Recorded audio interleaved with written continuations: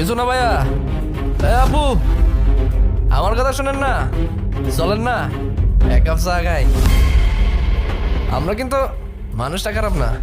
এখান থেকে চলেন তাড়াতাড়ি। আরে দাঁড়ান না, চায়ের দাওয়াত দিল না, তা ভাবছি চাটা আজকে কে বানাবে, তোরা না তোদের বাপ? এই কি বললি? এই, একদম জানাম।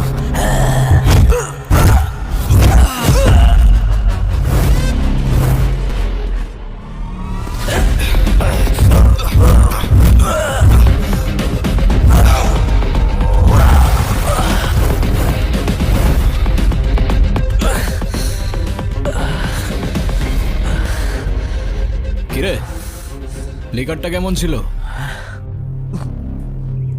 করো ভাই।